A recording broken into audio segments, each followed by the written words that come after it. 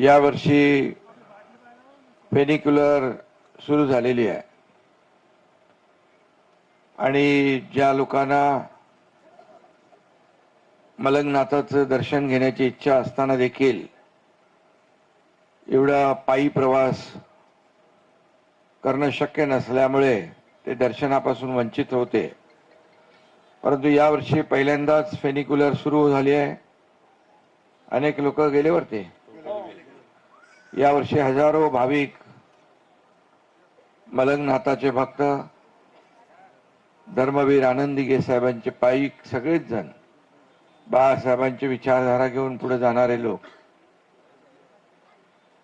या यात्रेमध्ये मोठ्या प्रमाणामध्ये सहभागी होतील आणि यात्रा ही आजची सगळ्यांसाठी सुखकर होईल अशा मनापासून मी शुभेच्छा देतो।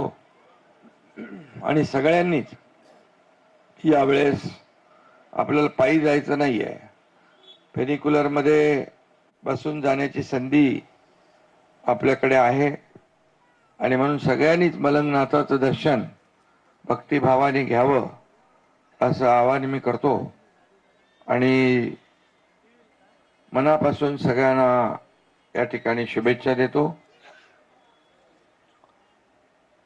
एक टप्पा आपण पूर्ण करून पुढे चाललोय आणि ज्या काही जे प्रयत्न आपले सुरू आहेत त्याला हळूहळू यश मिळेल। धर्मवीर आनंद दिघे साहेबांनी जो लढा पुकारलेला आहे त्याचा पाठपुरावा आपला सुरू आहे आणि नक्कीच आपल्याला त्याच्यामध्ये यश मिळाल्याशिवाय राहणार नाही।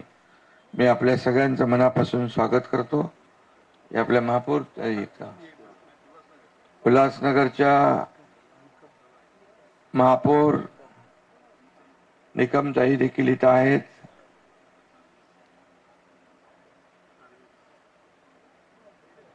आणि कोण आहे आणि ठेवील कुठे आहेत आणि सगळेजण कल्याण डोंबिवलीच्या महापौर देखील हर्षदा थविल आणि सर्व नगरसेवक सर्व पदाधिकारी यांचं मनापासून मी स्वागत करतो। मनापासून आपल्या सगळ्यांना मी शुभेच्छा देतो आणि सगळ्यांनी यावर्षी मात्र नवनाथांचं दर्शन मनोभावे घ्यावं तशी व्यवस्था या वर्षापासून सुरू झालेली आहे। मी आपल्या सगळ्यांचं मनापासून खूप खूप यात्रेनिमित्त शुभेच्छाही देतो, स्वागत करतो। धन्यवाद। जय हिंद, जय महाराष्ट्र। तर मलंगडावर सध्या जय्यत तयारीही करण्यात आलेली आहे। माघ पौर्णिमेनिमित्त शिवसैनिकांकडून मलंगडावर आरती होणार आहे आणि त्यासाठीच शिंदे हे सध्या पोहोचलेले आहेत। कार्यकर्त्यांसोबत ते मलंगडमध्ये दर्शनासाठी सध्या दाखल झालेले आहेत। मोठी तयारी करण्यात आलेली आहे। कल्याण ग्रामीणचे आमदार राजेश मोरे हे देखील यावेळी शिंदेंसोबत